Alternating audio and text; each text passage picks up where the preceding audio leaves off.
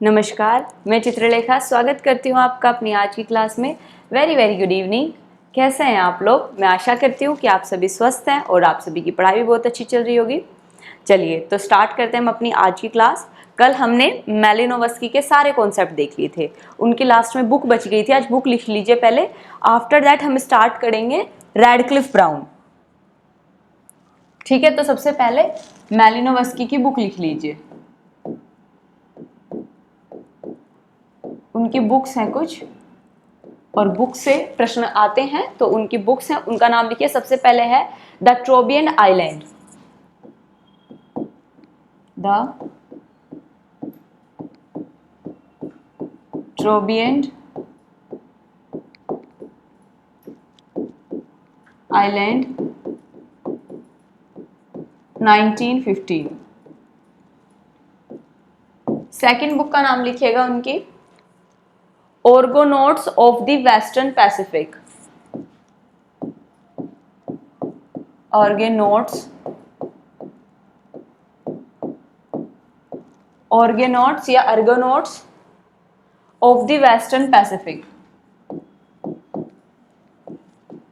Of the Western Pacific. ठीक है, ये याद रखिएगा, इसका ईयर है 1922। नेक्स्ट बुक का नाम लिखिएगा। नेक्स्ट बुक है the sexual life of savages in north western Malaysia, the sexual life of स्वेजिज,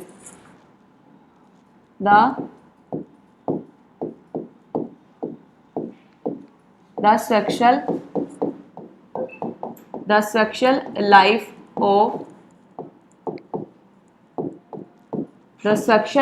of savages in north of savages in north. इसका नाम लिखिएगा, मतलब इसका ईयर लिखिएगा 1929। नेक्स्ट बुक लिखिएगा coral garden and of agriculture rites in the Trobriand island, coral garden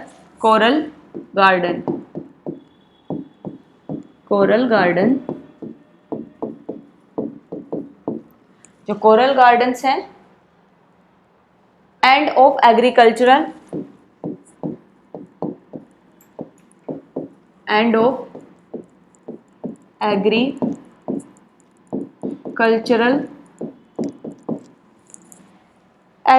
rights in the Trobriand island, rites in the Trobriand island. ठीक है, year लिखिएगा 1935।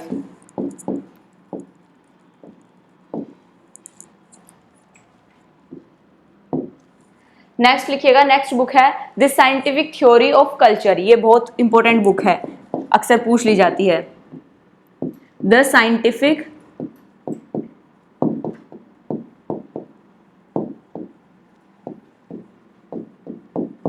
साइंटिफिक थ्योरी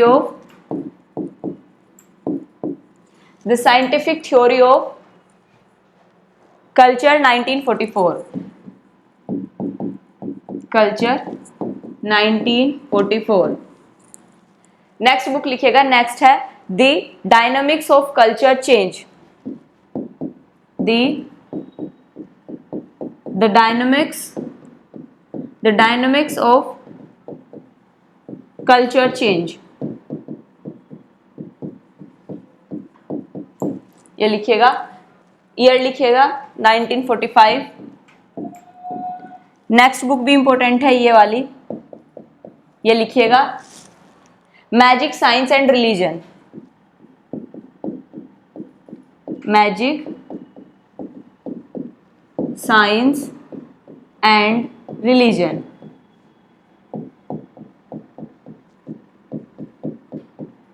(1948) अंतिम बुक लिखिएगा a diary in the strict sense of the term.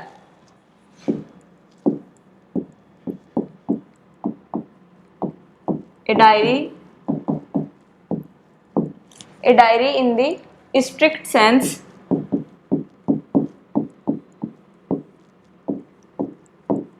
a diary in the strict sense of the term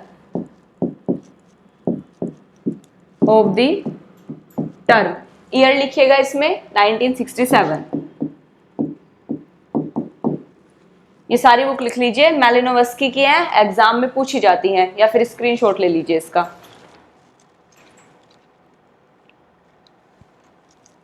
फिर चलते हैं, start करते हैं Radcliffe brown.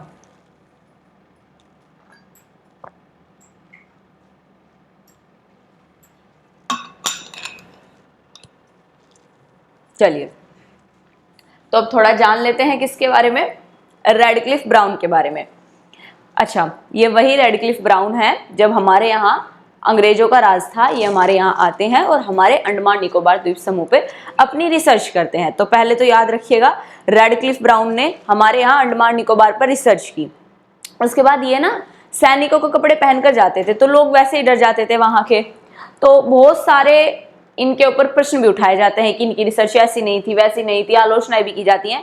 But overall research थी, क्या क्या चीजें दी हमें पढ़नी है, ठीक है, हमें उससे मतलब नहीं। तो ध्यान रखिएगा, इन्होंने 1906 से 1908 के मध्य अंडमान द्वीपवासियों के बीच फील्ड वर्क किया। सबसे पहले लिखना, ये प्रश्न अक्सर पूछा जाता है, 1906 से 1908 के मध्य अंडमान द्वीपवासियों पर फील्ड वर्क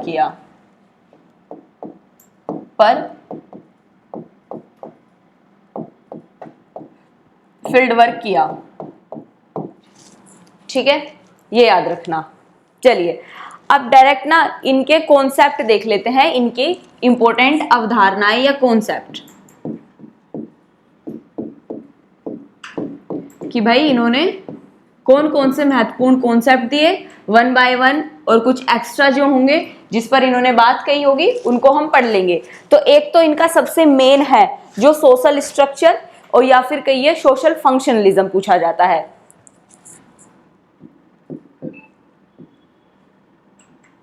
संरचना प्रकार्यात्मकता, ये अक्सर पूछा जाता है इनका। संरचना प्रकार्यात्मकता, एक सामाजिक संगठन कहिए या द्विसंबंध, सामाजिक संगठन या फिर द्विसंबंध,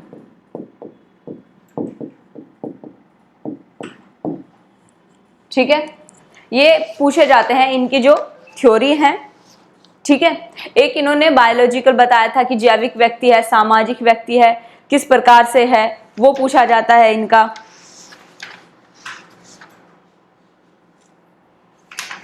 हाँ, एक इनका लिखिए, एक लिखिए इनका यूनोमिया और डाइसोनिमिया, यूनोमिया और डाइसोनिमिया, यह है डाइसोनिमिया,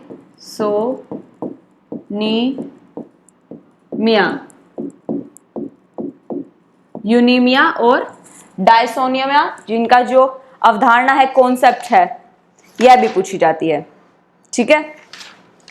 बाकी तो इन्होंने बात की थी, जो छोटी छोटी चीजें हैं वो हम बताएंगे जब पढ़ाएंगे पूरा कंप्लीट, तो उसके साथ साथ हम पढ़ लेंगे। एक टोटमवाद पर भी ये बताते हैं, एक नातेदारी पर भी बताते हैं, उनको भी देखेंगे। टोटमवाद, कि टोटमवाद क्या है, टोटमवाद, इस पर नातेदारी, मातुल्य पर भी बताते हैं।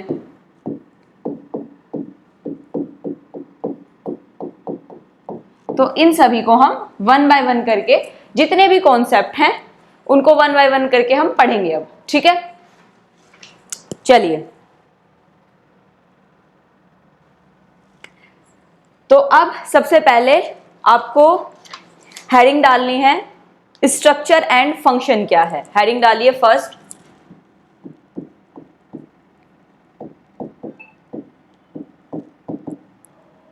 Structure and function. स्ट्रक्चर का मतलब संरचना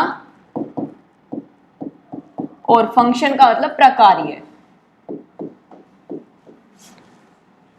संरचना और प्रकार्य। देखो एक बार संरचना क्या है, प्रकार्य क्या है सुन लीजिए, उसके बाद मैं आपको लिखा दूंगी, समझ लीजिए एक्चुअल में है क्या।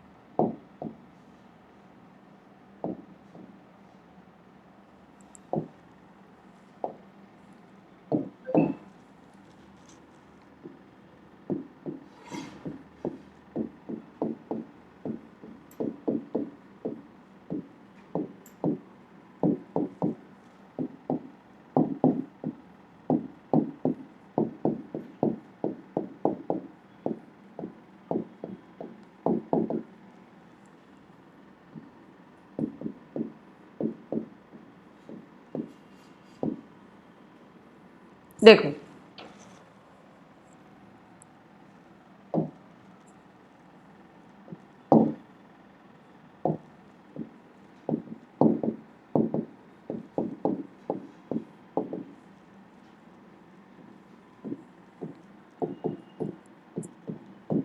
अगर इसे समझ गए ना तो कंप्लीट समझ आएंगे कि स्ट्रक्चर क्या है और फंक्शन क्या है।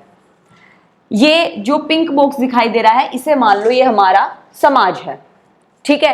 अब समाज में जब हम अपने आसपास समाज में क्या देखते हैं, अगर आप किसी गांव में शहर में रहते हैं तो आप देखेंगे आसपास मंदिर मिलेंगे, मस्जिद मिलेगी, दुकानें मिलेंगी, ठीक है। उसके बाद हमारे परिवार रह रहे होंगे, ये चीज देखने की मिलेगी। धर्म मिलेगा, परिवार, आर्थिक व्यवस्था, पैसे का लेन देन, शिक्षा, स्कूल मिलेंगे, विवाह व्यवस्था और मतलब राजनीतिक व्यवस्था। ये सब क्या है, ये इंस्टीट्यूशन है, संस्थाएं हैं। समाज ये है। समाज के चलने के लिए यानी समाज निरंतर कार्य करता रहे उसके लिए ये जो छोटे छोटे समाज के अंग हैं इनका प्रकार्य करना, फंक्शन करना क्या है, लाजमी जरूरी है। तो जो संरचना है वो ये है, ये बॉडी जो मैंने बनाई है ना ये संरचना है। लेकिन धर्म का इम्पैक्ट जब हम किसी परिवार पर देखते हैं, परिवार का आर्थिक व्यवस्था कैसी है, शिक्षा, परिवार, विवाह किस प्रकार धर्म से जुड़ा हुआ है, राजनीतिक आर्थिक व्यवस्था, परिवार पर राजनीतिक व्यवस्था का प्रभाव, विवाह पर, जब ये एक दूसरे के साथ क्रिया प्रक्रिया करते हैं, ये कार्य करते हैं, फंक्शन करते हैं, वही कहलाता है हमारा प्रकार्य। संस्थाओं के बीच जो कार्य होते हैं वो क्या कहलाते हैं, हमारे प्रकार्य। जो इनके बीच गतिविधियां होती हैं उन्हें ही हम प्रकार्य कहते हैं, ठीक है। अब सुनो इन्होंने क्या कहा, सबसे पहले दुर्खाइम की सुनो, दुर्खाइम ने क्या कहा, फिर हम कंपैरिजन करके समझाएंगे कि एक्चुअल में है क्या। दुर्खिम ने सामाजिक संस्थाओं के अध्ययन में कार्य की अवधारणा को व्यवस्थित रूप से लागू किया। दुर्खिम और मैलिनोवस्की दोनों ने सामाजिक जीव की जरूरतों के संदर्भ में बात कही। अब यहां पर दो नाम आए, एक आया दुर्खाइम, एक आया मैलिनोवस्की। दुर्खिम, मैलिनोवस्की व मैलिनोवस्की, इन दोनों ने कहा, इन दोनों ने कंबाइंडली कहा कि जो भाई धर्म है, परिवार है, आर्थिक व्यवस्था है, ये पता है किस प्रकार बनी, ये इसलिए बनी क्योंकि व्यक्तियों को इनकी जरूरत थी, इनकी आवश्यकता थी। आवश्यकता का सिद्धांत दिया था मैलिनोवस्की ने कि भाई व्यक्ति को जरूरत पड़ी तो धर्म बन गया, परिवार बन गया, आर्थिक व्यवस्था, शिक्षा, परिवार, विवाह, ये सब चीजें बनी क्योंकि व्यक्ति को जरूरत थी। यही मैलिनोवस्की भी इनकी बात से दुर्खाइम की एग्री करते हैं, दुर्खाइम मैलिनोव्स्की की, इन दोनों ने ये कहा। अब बात करते हैं यहां पर किसकी, रेडक्लिफ ब्राउन की। रेडक्लिफ ब्राउन कहते हैं कि अस्तित्व की आवश्यक शर्तों के साथ जरूरतों के विचार को प्रतिस्थापित का। इन्होंने कहा भाई जरूरत वरूरत कुछ नहीं होती, किसी समाज के अस्तित्व के लिए, उसको रहने के लिए अस्तित्व की आवश्यक शर्तें हैं, इसीलिए ये जो संस्थाएं हैं बन रही हैं और जो ये समाज है ये कार्य कर रहा है। तो रेडक्लिफ ब्राउन ने कहा कि अस्तित्व कहिए या बुनियादी, शब्द बदल दिए इन्होंने, अस्तित्व या बुनियादी आवश्यक शर्तें, बुनियाद की आवश्यक शर्तें कि भाई अस्तित्व के लिए, किसी समाज के अस्तित्व के लिए कुछ ऐसी आवश्यक शर्तें हैं जो फिलफिल होनी यानी पूर्ण होनी जरूरी है। और वो कहां से पूर्ण होंगी, इन संस्थाओं से मिलकर पूर्ण होंगी, और उस प्रकार क्या करेगा, समाज संचालित रहेगा, समाज कार्य करेगा। फिर आगे लिखते हैं, दूसरे शब्दों में मानव समाजों को कुछ बुनियादी शर्तों को पूरा करना चाहिए ताकि वो मौजूद रहे। समाज को बने रहने के लिए यानी अस्तित्व में रहने के लिए कुछ बुनियादी चीजें हैं, अस्तित्व के लिए आवश्यक हैं, जो इन संस्थाओं से मिलकर पूरी होती हैं। इसलिए इस स्ट्रक्चरल फंक्शनलिज्म किसने दिया, रेडक्लिफ ब्राउन ने, जबकि मैलिनोव्स्की ने सिर्फ दिया था क्या, प्रकार्यवाद, फंक्शनलिज्म। ये स्ट्रक्चर फंक्शनलिज्म को कंबाइंड साथ में लेके आते हैं। इन्होंने कहा मैलिनोव्स्की ने कि समाज के जो अंग है वो प्रकार्य के रूप में कार्य करते हैं, समाज चलता है। इन्होंने कहा ब्राउन ने कि नहीं भाई सिर्फ प्रकार्य से काम नहीं चलेगा, संरचना भी तो देखो ना, उसका डिजाइन वो भी जरूरी है, संरचना स्ट्रक्चर भी महत्वपूर्ण है किसी समाज के अस्तित्व में बने रहने के लिए। यही बेसिक डिफरेंस था। ठीक है, अब एक बार लिख लीजिए, चलिए इसे, वैसे तो मैंने जो समझाया है इसका स्क्रीनशॉट ले ले और इसे शब्दों में लिख लीजिए। ठीक है, शब्दों में हम कम लिखेंगे, समझेंगे ज्यादा। लिखिए, इमाइल दुर्खाइम ने सामाजिक संस्थाओं के अध्ययन में, इमाइल दुर्खाइम ने सामाजिक संस्थाओं के अध्ययन में, इमाइल दुर्खाइम ने सामाजिक संस्थाओं के अध्ययन में कार्य की अवधारणा को व्यवस्थित रूप से लागू किया। कार्य स्लैश करके लिख लिए, प्रकार्य, यहां पर कार्य जो है वो फंक्शन है, प्रकार्य या कार्य, ब्रैकेट में फंक्शन जरूर रख लेना, कार्य का मतलब वर्क नहीं है यहां पर।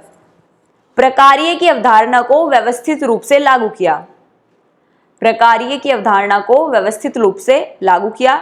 दुर्खिम और मैलिनोव्स्की दोनों ने, दुर्खिम और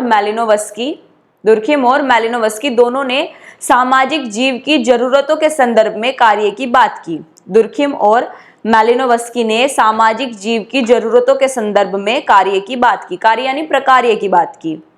दुर्खिम और मैलिनोव्स्की दोनों ने सामाजिक जीव की जरूरतों के संदर्भ में प्रकार्य की बात की। इसी में नेक्स्ट लिखिएगा, नेक्स्ट लाइन से, रेडक्लिफ ब्राउन के अनुसार, रेडक्लिफ ब्राउन के अनुसार या फिर ब्राउन के अनुसार अस्तित्व की आवश्यक शर्तें, ब्राउन के अनुसार अस्तित्व की आवश्यक शर्तें, अस्तित्व की आवश्यक शर्तें या शर्तों के साथ जरूरतों के विचार को प्रतिस्थापित किया, यानी जरूरतों की जगह उन्होंने प्रतिस्थापित किया अस्तित्व की आवश्यक शर्तों पर। अस्तित्व की आवश्यक शर्तों के साथ जरूरतों के विचार को प्रतिस्थापित किया। दूसरे शब्दों में उनके अनुसार मानव समाजों को कुछ बुनियादी शर्तों को पूरा करना चाहिए ताकि वे मौजूद रहें। उनके अनुसार, किसके, ब्राउन के अनुसार मानव समाजों को कुछ बुनियादी शर्तों को पूरा करना चाहिए ताकि वे मौजूद रहें, कुछ बुनियादी शर्तों को पूरा करना चाहिए ताकि वे मौजूद रहे।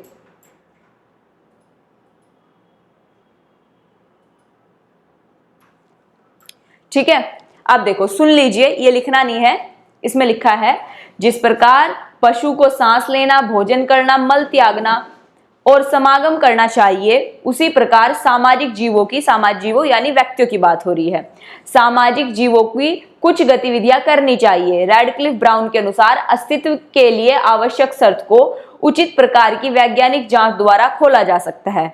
मतलब ये कह रहे हैं कि भाई जरूरत है नहीं, कुछ समाज के लिए आवश्यक शर्तें हैं जो फुलफिल होनी चाहिए एक समाज के द्वारा, तभी वह बना रह सकता है। शब्दों का ही खेल है, बस समझ जाइएगा इसमें, ठीक है। चलिए अब यहां पर ये क्या बताते हैं, सामाजिक संरचना में ये एक चीज और बताते हैं। सामाजिक संरचना में रैडक्लिफ ब्राउन कहते हैं कि जो धर्म है, परिवार है, अर्थ, विवाह, राजनीतिक व्यवस्था, शिक्षा व्यवस्था, जो ब्लू बॉक्स है ना, इसको ये पता है क्या मानते हैं, ये मानते हैं कि ये जो समाज है ये एक ऑर्गेनिज्म है, सावयव है, इसकी तुलना करते हैं। ये समाज जो है एक सावयव है, सावयव बराबर समाज यानी ऑर्गेनिज्म, ये एक सावयव है। और इसमें जो व्यक्ति हैं, इस समाज में जो व्यक्ति है वो क्या है, सेल है, कोशिका है।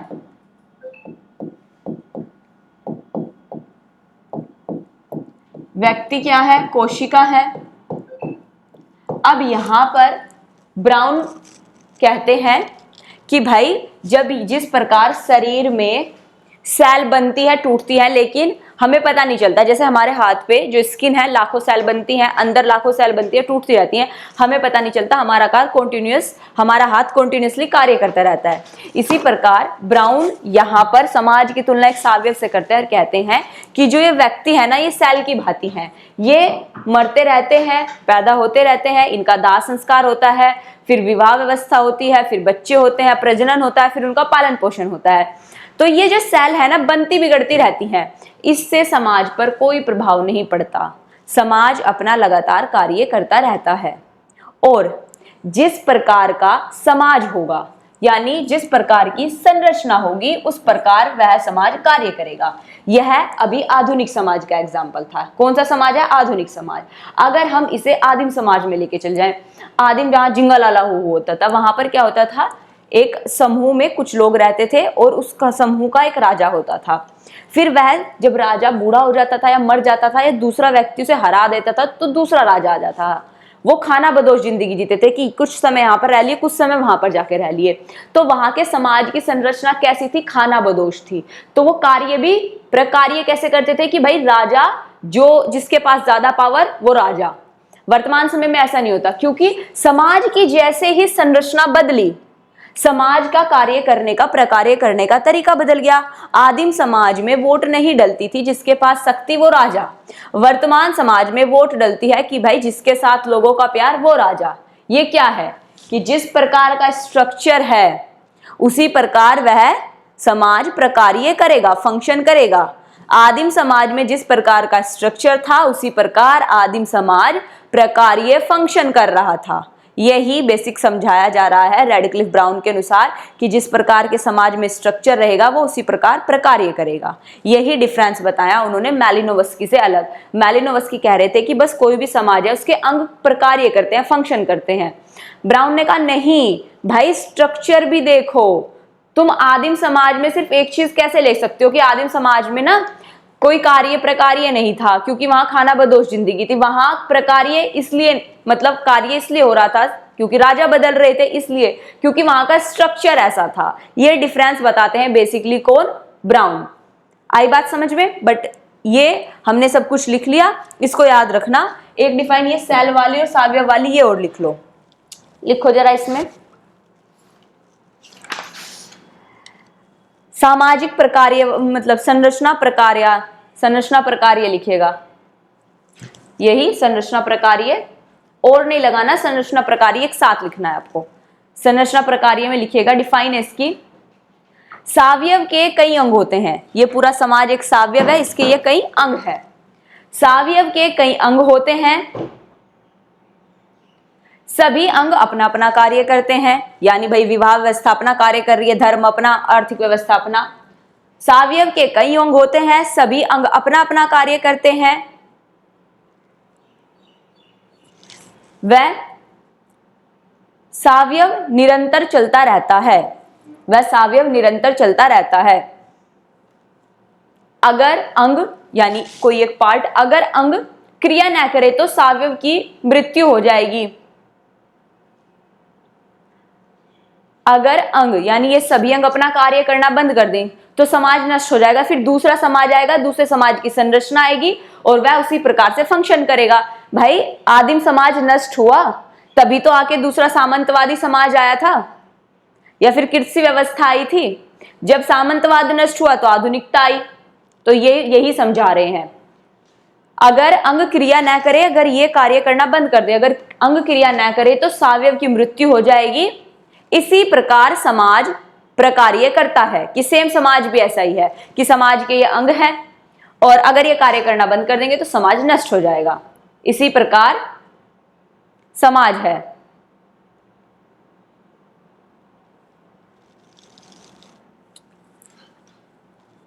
अर्थात प्रकार्य का अर्थ है फंक्शन का जो अर्थ है, अर्थात प्रकार्य का अर्थ है संरचना का प्रकार्यात्मक होना, संरचना का प्रकार्यात्मक होना या संरचना का निरंतर चलना, या संरचना का निरंतर चलना। मतलब भाई फंक्शन का क्या कार्य है, फंक्शन का मतलब कार्य हो रहे हैं समाज में, इसका मतलब ये है जो स्ट्रक्चर है वो सेम ऐसे ही चलता जा रहा है। जिस दिन ये अंग कार्य करना बंद कर देंगे उस दिन क्या होगा, समाज का स्ट्रक्चर बदल जाएगा। यही समझाया है, ठीक है।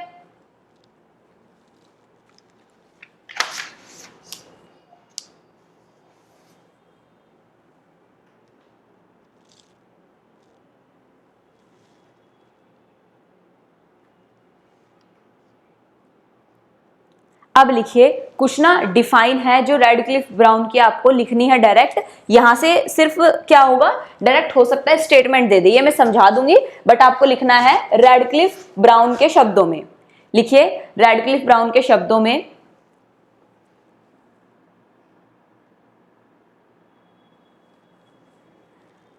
सामाजिक संरचना की कुछ विशेषताएं, रेडक्लिफ ब्राउन के शब्दों में सामाजिक संरचना की कुछ विशेषताएं, जैसे कि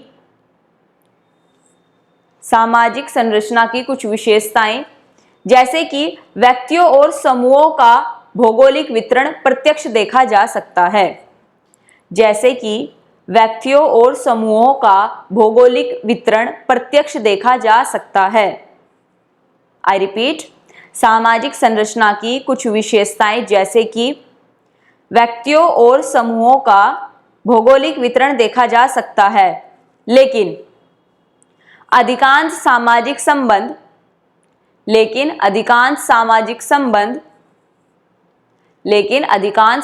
संबंध जो अपनी समग्रता में संरचना का निर्माण करते हैं, जो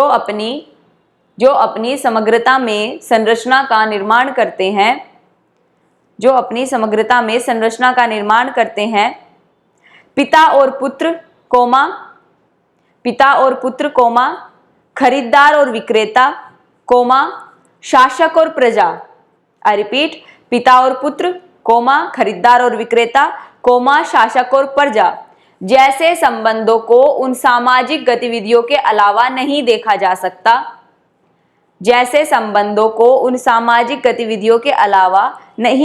सकता, जिसमें संबंध प्रकार्य कर रहे हैं। ये रेडक्लिफ ब्राउन ने पता है समझाने का प्रयास क्या किया है। वो कह रहे हैं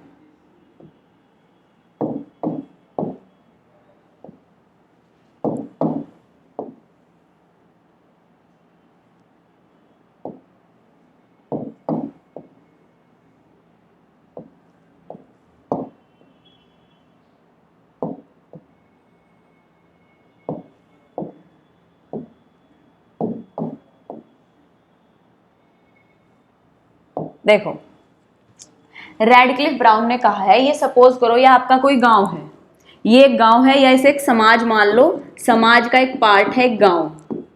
अब आप किसी गांव को देखेंगे तो गांव के जो केंद्र होगा, गांव के केंद्र में यहां पर ना सबसे अमीर आदमी रह रहे होंगे, एलीट क्लास।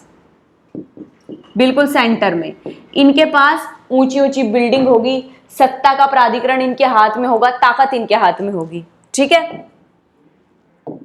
अब एक आएगा इसके बाहर आउटर लेयर में, इसके बाहर थोड़ी कम शक्ति का प्रदर्शन, मध्यम वर्ग आएगा। और सबसे अंत में जब गांव में एंट्री करते हैं और गांव से एग्जिट करते हैं, ये बाहर का जो पार्ट होगा यहां पर क्या होगा, निम्न वर्ग। आप देखिएगा कभी किसी गांव को, जब आप किसी गांव में एंट्री लेते हैं, जाते हैं, तो आप देखेंगे कि वहां पर झुग्गी झोपड़ियां हैं, और जिस रास्ते से एग्जिट करते हैं वहां पर भी। लेकिन जब आप गांव के केंद्र में जाएंगे तो वहां पर देखेंगे कि आज भी बड़े बड़े घर हैं, एलीट क्लास हैं, जिनके पास पावर है, वो लोग हैं। तो यहाँ पर रेडक्लिफ ब्राउन कह रहे हैं कि हम समाज में ना भौगोलिक वितरण किस प्रकार है ये देख सकते हैं। आधुनिक समाज में भौगोलिक वितरण, लोग किस प्रकार रह रहे हैं, ये हम देख सकते हैं। लेकिन अमीर आदमी, कोई अमीर आदमी और उसका बेटा कोई सड़क पर जा रहा है, ऐसे बेटा इधर बाप इधर, दो अलग अलग सड़क पे जा रहे हैं, तो हमें नहीं पता कि कौन बाप है कौन बेटा है इस गांव में। लेकिन जब वो बेटा अपने पिता को कहता है पापा जी आप कहाँ जा रहे हैं, तो क्या हुआ, उनके बीच गतिविधि हुई। हमने गतिविधि से पहचाना, ओहो ये दोनों तो क्या है, बाप बेटा है। तो यहाँ ब्राउन कह रहे हैं कि इस प्रकार की गतिविधियां, कि भाई जब गांव का मुखिया आकर संबोधित करता है गांव को, बेटा बात करता है पिता से, जब एक व्यक्ति दुकान पर सामान खरीदने जाता है, जब गतिविधि होती है, तब हमें पता चलता है कि भाई ये प्रकार्य है, ये संबंध है इनके। इसमें कहते हैं कि ये सामाजिक संबंध हमें तब दिखाई पड़ते हैं जब प्रक्रिया होती है, जबकि हम भौगोलिक वितरण तो बिना प्रक्रिया के भी देख सकते हैं, ऑब्जर्व कर सकते हैं, लेकिन हम ये नहीं पहचान सकते कार्य किस प्रकार कर रहे हैं। सामाजिक संबंध हम जब देखते हैं जब गतिविधि होती है। इस पैराग्राफ में रेडक्लिफ ब्राउन ने यही समझाया है। ठीक है,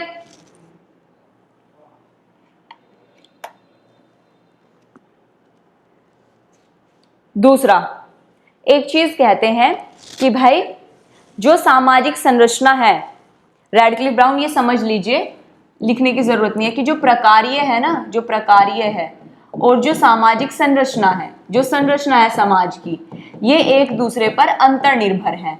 कि भाई संरचना जिस प्रकार की रहेगी प्रकार्य उसी प्रकार करेगा, प्रकार्य जिस प्रकार रहेगा संरचना उस प्रकार रहेगी। कि भाई एक खत्म हो गया तो दूसरा अपने आप समाप्त हो जाएगा, ये अन्य आश्रित है, यानी एक दूसरे पर निर्भर है। ठीक है, अच्छा अब एक नेक्स्ट डिफाइन लिखिएगा रेडक्लिफ ब्राउन के अनुसार ही।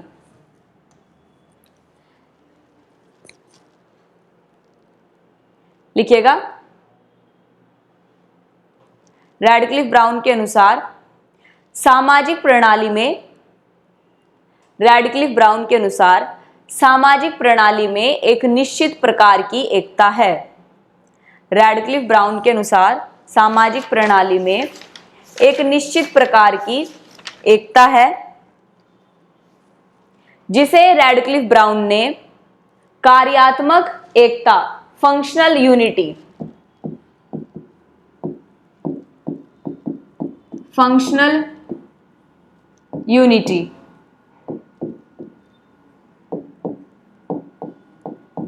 कार्यात्मक एकता,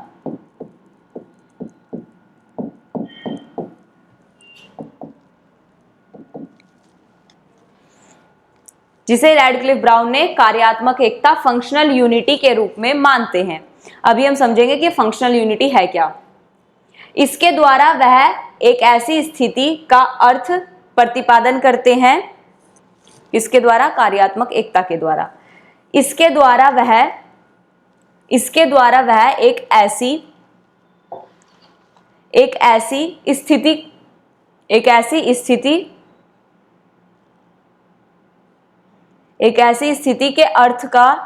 स्थिति के अर्थ का प्रतिपादन करते हैं जिसमें सामाजिक व्यवस्था के सभी अंग एक साथ मिलकर कार्य करते हैं।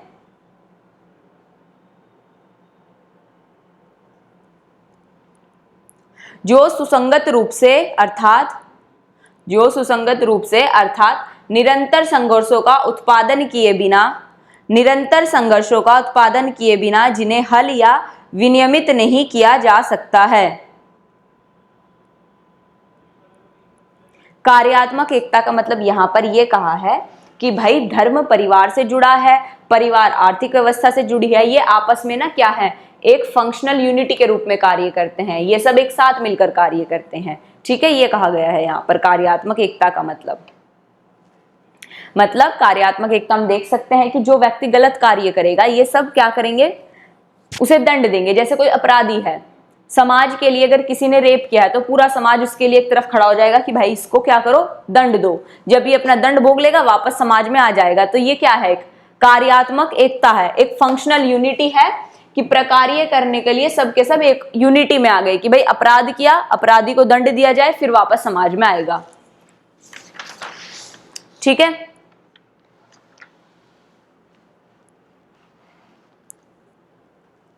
चलिए नेक्स्ट लिखिए, डायनोमिया और यूनीमिया। हेडिंग डालिएगा, नेक्स्ट सेकंड हेडिंग डालनी है, डायनोमिया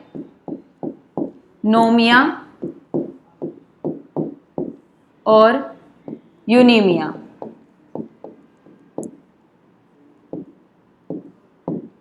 डायनोमिया और यूनीमिया,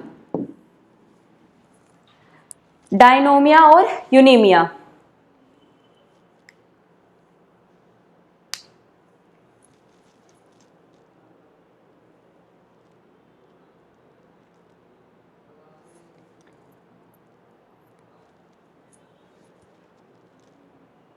लिखिएगा, उन्होंने डायनोमिया ब्रैकेट में लिखिएगा विकार कोमा सामाजिक अस्वस्थता, ब्रैकेट में लिखिएगा इसके विकार कोमा सामाजिक अव्यवस्था, अव्यवस्था या अस्वस्थता,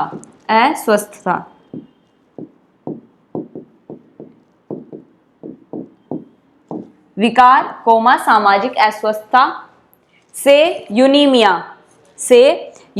अब यूनीमिया के ब्रैकेट में लिखिएगा अच्छी व्यवस्था कोमा सामाजिक व्यवस्था, इसके ब्रैकेट में लिखना है अच्छी व्यवस्था व सामाजिक व्यवस्था, अच्छी व्यवस्था व सामाजिक व्यवस्था ब्रैकेट बंद, को अलग किया था, फुल स्टॉप। नेक्स्ट लाइन में लिखिएगा, मैं भी समझाती हूँ है क्या। नेक्स्ट लाइन में लिखिएगा 19वीं सदी में दुर्खाइम ने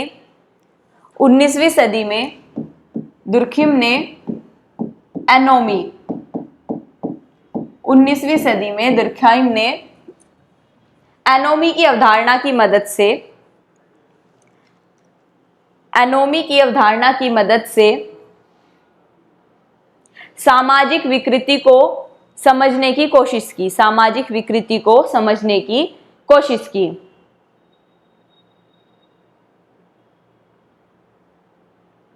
देखो इसमें दो शब्दाएं हैं, एक आया है डायनीमिया, एक आया है यूनीमिया। यूनीमिया का मतलब होता है अच्छा समाज, स्वस्थ समाज, जहां पर सभी प्रकार्य जो हो रहे हैं स्ट्रक्चर में, सभी अंग अपना कार्य अच्छे से निभा रहे हैं कि भाई विवाह हो रहा है, विवाह टूट नहीं रहा, तलाक नहीं हो रहा, धर्म कोई नेगेटिव चीज नहीं कर रहा, अपराध नहीं हो रहा समाज में। अगर इस प्रकार से समाज है तो वह यूनीमिया है, यानी अच्छा एक हेल्दी समाज है, सामाजिक समाज है, एक तरीके से सामाजिक व्यवस्था बनी हुई है। लेकिन अगर समाज में अपराध ज्यादा हो रहा है, समाज में अंधविश्वास ज्यादा बढ़ रहा है, समाज में टोटके ज्यादा हो रहे हैं, तो वह समाज जो है एक डायनोमिया है। डायनोमिया एक नेगेटिव टर्म है, यूनीमिया एक पॉजिटिव टर्म है। डायनोमिया का मतलब समाज में विकार आ गए, बुराइयां आ गई, अस्वस्थ हो गया समाज। तो यहाँ पर ब्राउन समझाने का प्रयास कर रहे हैं कि जब समाज में डायनोमिया आ जाता है ना, तो समाज मरता नहीं, ये नहीं होगा कि भाई अपराध ज्यादा बढ़ गए तो मर जाएगा। जो समाज होगा उसको यूनीमिया बनाने के लिए एक रूल्स और रेगुलेशन लेके आएगा ताकि इसको कंट्रोल किया जा सके, और इसको कंट्रोल कर दोबारा से समाज स्वस्थ हो जाएगा। यही समझा रहे हैं यहाँ पर आपको रेडक्लिफ ब्राउन। ठीक है, चलिए अच्छा, ये हर चीज की सावयव से शरीर से तुलना करते हैं, तो ये कह रहे हैं कि भाई जिस प्रकार हम मान लेते हैं कि 98 डिग्री आपका अगर मतलब नापते हैं बुखार, अगर 98 डिग्री से आपका फ़ारेनहाइट, 98 डिग्री फ़ारेनहाइट से आपका टेम्परेचर ज्यादा है तो सिंपल सी बात है आपको बुखार है, आप अस्वस्थ हैं। इसी तरह समाज में हम देखते हैं कि भाई 100 लोगों में से अगर 60 लोग अपराध कर रहे हैं तो क्या है, वह समाज अस्वस्थ है। उस समाज को सुधारने की या उस समाज में कार्य करने की आवश्यकता है। यही समझा रहे हैं रेडक्लिफ ब्राउन आपको। ठीक है,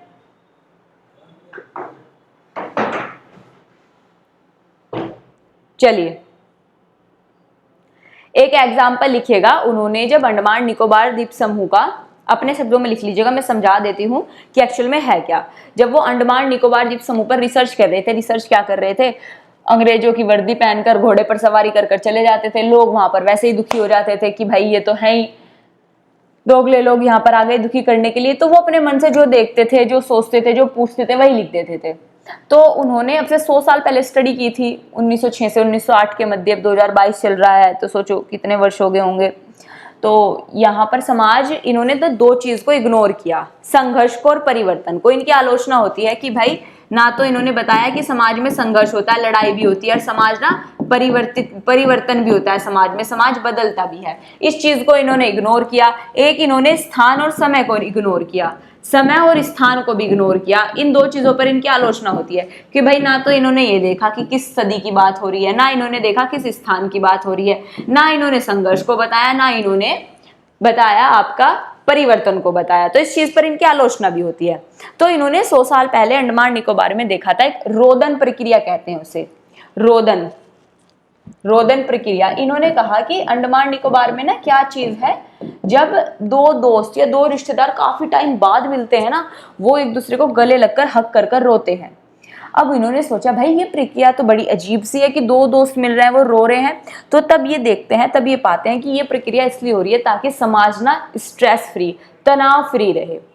ठीक है, जैसे समाज में दाह संस्कार होता है, जैसे समाज में विवाह व्यवस्था होती है, ये समाज के अंग कार्य करते हैं समाज की संरचना को बनाए रखने के लिए। तो जो रोदन व्यवस्था है अंडमान निकोबार में इसलिए हो रही है ताकि वहां का समाज तनाव मुक्त रहे। ठीक है, तो ये ध्यान रखिएगा। ये पूछ लिया जाता है कि रोदन की व्यवस्था अंडमान निकोबार में किसने बताई थी, तो ध्यान रखना रेडक्लिफ ब्राउन ने। नेक्स्ट आप हेडिंग डालिए, टोटमवाद या फिर गणचिन्हवाद। नेक्स्ट हेडिंग है टोटमवाद या फिर गणचिन्हवाद। ये नेक्स्ट हेडिंग है आपकी, टोटमवाद या फिर गणचिन्हवाद।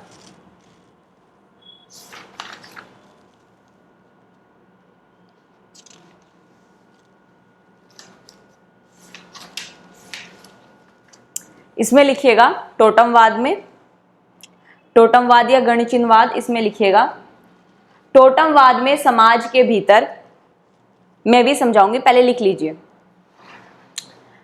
टोटमवाद में समाज के भीतर एक विशिष्ट समूह, टोटमवाद में समाज के भीतर एक विशिष्ट समूह, एक प्राकृतिक प्रजाति या वस्तु के प्रति एक अनुष्ठानिक रवैया अपनाता है।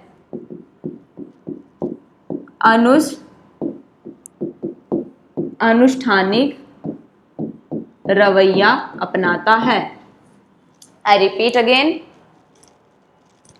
टोटमवाद में समाज के भीतर एक विशिष्ट समूह एक प्राकृतिक प्रजाति या वस्तु के प्रति एक अनुष्ठानिक रवैया अपनाता है। दुर्खिम का तर्क है, इसी में कंटिन्यू करके लिखना है। दुर्खिम का तर्क है कि कुल देवता एक ऐसा तरीका है जिसमें सामूहिक भावनाओं का प्रतीकवाद के माध्यम से, दुर्खिम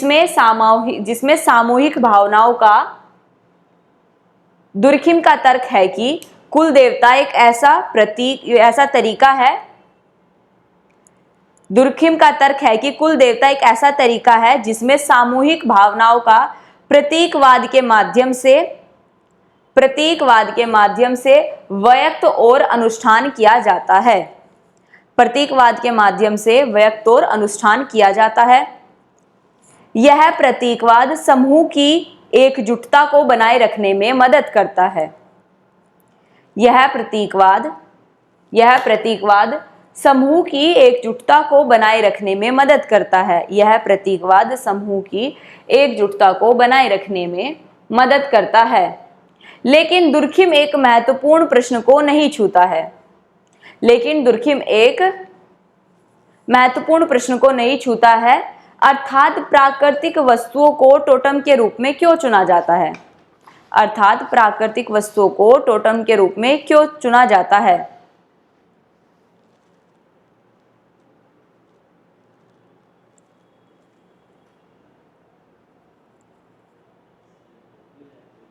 ठीक है, इतना हो गया। अब समझो टोटमवाद है क्या। उसके बाद दुर्खाइम ने तो टच नहीं किया कि भाई प्राकृतिक वस्तुएं, ये मैं समझाती हूँ है क्या। टोट का नाम सुना है आपने? टोटका भी मान सकते हैं और टोटम भी। जैसे मानो दाल चीनी लेकर दारू माचिस वगैरह सब लेते हैं, दिया लेते हैं और जाकर ना पीपल के पेड़ के नीचे दिया जला देते हैं, कुछ भुजुम भुजुम ओम सुहा कुछ मंत्र मारते हैं और सोचते हैं कि भाई हमारी बलाई टल गई। तो दुर्खाइम कह रहे हैं कि यही टोटमवाद है कि भाई एक प्राकृतिक वस्तु में कि भाई इस पीपल के पेड़ के नीचे ऐसी शक्तियां हैं कि उन्होंने मान लिया कि ये दाल रखने से, ये भी प्राकृतिक चीजें हैं, चीनी रखने से, उस पौधे के नीचे रखने से क्या होगा, हमारे घर की बलाई टल जाएंगी। जो हमारे कुल देवता है, पूरा गांव मिलकर एक कुल देवता के पास जाता है, वहां पर दूध चढ़ाता है, वहां पर पूजा करता है वर्ष में एक बार, पूरा गांव मिलकर। वो क्या है? वो एक टोटमवाद है। लोगों का विश्वास है कि हम प्रकृति की पूजा कर रहे हैं, ये हमारे कुल देवता है, ये हमारे पेड़ हैं। ठीक है, यही टोटमवाद है। लेकिन यहाँ पर दुर्खाइम कहते हैं कि प्राकृतिक वस्तुएं जो प्राप्त होती हैं उनकी पूजा करते हैं, चाहे कोई पेड़ हो, चाहे कोई देवी देवता को मान लेते हैं कि भाई ये देवी रही है, इस पर इनका पेड़ पर आश्रा है, एक थान बना लेते हैं कि भाई यहाँ पर इनकी मूर्ति निकली थी। तो दुर्खाइम कहते हैं ये टोटमवाद है। लेकिन रेडक्लिफ ब्राउन कहते हैं ये बताओ दुर्खाइम भैया कि इन्होंने प्राकृतिक वस्तुओं को ही क्यों चुना। तो फिर अब खुद रेडक्लिफ ब्राउन ऑस्ट्रेलिया की जनजाति का अध्ययन करते हैं। पहले तो अंडमान निकोबार का किया, अब वो ऑस्ट्रेलिया की जनजाति का अध्ययन करते हैं और अध्ययन करके बताते हैं कि ऑस्ट्रेलिया की ना बहुत सारी जनजातियां हैं, जिनमें एक ने अपनी जनजाति ने सपोज करो अपना चिन्ह माना कि भाई हमारा चिन्ह मछली है, किसी ने माना हमारा शेर है, किसी ने माना हमारा जो चिन्ह है हम कोए की औलाद है, किसी ने माना हम चील की औलाद है। इन्होंने अपना चिन्ह मान लिया कि हम इस भगवान की, इस देवता की पूजा करेंगे। अब वहां पर क्या होता है, वहां पर देखा गया कि जो कोवा है वो मान लो कोवा ग्रुप की महिला है, चील ग्रुप के पुरुष से शादी करेगी, मोस्ट प्रोबेबली। उल्टा भी होता है लेकिन ज्यादातर देखा गया कि जो चील है वो पुरुष समाज और जो को है महिला समाज से जाकर बहू लेकर आएगा। लेकिन वहां पर एक चीज ये है कि ये इन दोनों ने नाम तो अलग अलग रखा पक्षियों का कि भाई एक चील है एक कोवा है, लेकिन इनमें एक समानता पाई गई। समानता है कि दोनों मांस खाते हैं, तो दोनों मांस खाते हैं, ये समानता पाई गई। अब मैं पढ़ रही हूं, उसको ध्यान से सुनिएगा। ये एग्जाम्पल चाहे तो आप अपने लैंग्वेज में लिख लीजिएगा, मैं समझा रही हूं। रेडक्लिफ ब्राउन के लिए एक समाज का, एक सेकेंड, हाँ, रेडक्लिफ ब्राउन तलाशने की कोशिश करते हैं कि भाई दुर्खाइम ने ये नहीं बताया कि प्राकृतिक वस्तुओं को ही क्यों चुना जाता है। वे ऑस्ट्रेलियाई क्षेत्रों के अध्ययन में देखते हैं न्यू साउथ वेल्स की कुछ जनजातियों का वे दो बहिर्वैवाहिक समूह में विभाजित किया। उन्होंने वहां पर विवाह सिस्टम को देखा कि वहां पर दो समूह, एक चील समूह एक कोवा समूह, दो पक्षियों के नाम पर, चील और कोए के नाम पर नाम रखा गया समूह का। चील पुरुष कोवा महिला से शादी करता है, इसके विपरीत भी होता है। अन्य ऐसे दोहरे विभाजन ऑस्ट्रेलिया में पाए जाते हैं पक्षी और जानवरों के जोड़े के नाम पर कि भाई एक पक्षी का नाम है चील से शादी कर रहा है, चील भेड़िए से शादी कर रहा है। ये इन्होंने वहां की जनजाति में अध्ययन देखा, पढ़ा। इन पक्षियों या जानवरों के जोड़े को एक संघर्ष में विरोधी रूप से मिथकों को दर्शाया गया है। मतलब ये मानना कि भाई क्या होगा कि शेर शिकार कर लेगा खरगोश का, तो ये कह रहे हैं कि ये ना सिर्फ मिथ है कि भाई इनमें विरोधी भावना जो है ये मिथ है रेडक्लिफ ब्राउन के अनुसार। इस विरोध के बावजूद कि भाई माना कि शेर खा लेगा खरगोश को, खरगोश छोटी जाती है, छोटे लोग हैं खरगोश की जो ग्रुप में है, लेकिन शेर के मजबूत लोग हैं। इस विरोध के बावजूद कुछ प्रकार के मौलिक समानता है, लेकिन फिर भी मौलिक समानता है।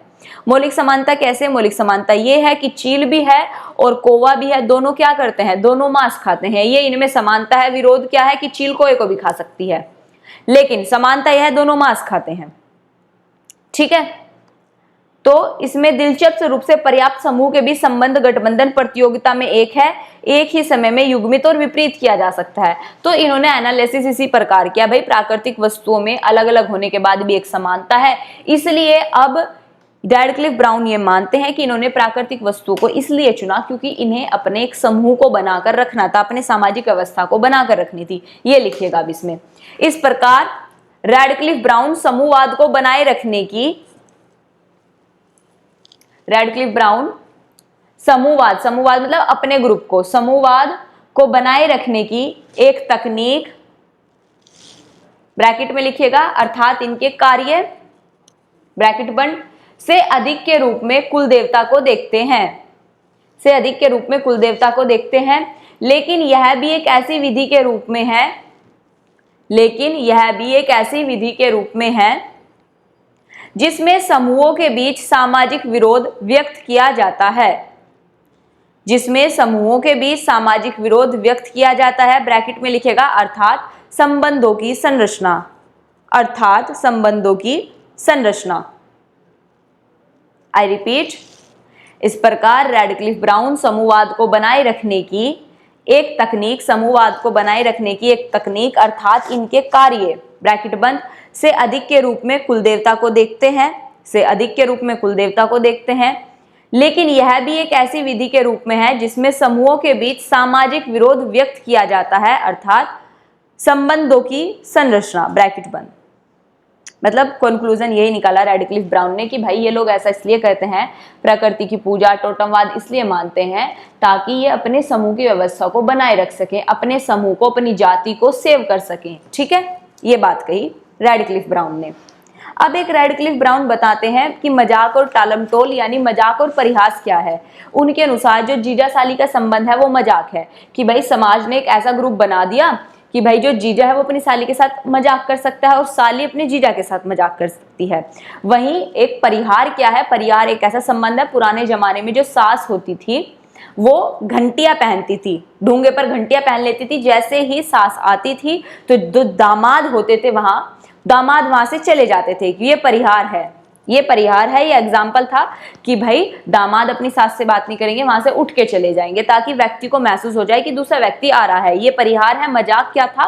उन्होंने बताया जीजा साली का संबंध, यही उन्होंने बताया। ठीक है, अब एक बचता है उनकी नातेदारी सिस्टम क्या है और एक मातुल्य क्या है। नातेदारी और मातुल्य, ठीक है, अब हम क्या करेंगे? नातेदारी और मातुल्य, और इसकी कुछ बुक बची, नातेदारी, मातुल्य और इसकी कुछ बुक बची, इसको हम कल करेंगे। कल हमारा ये कंप्लीट हो जाएगा और संभवतः हम देखते हैं एक या दो थिंकर करके फिर इनके क्वेश्चंस करेंगे।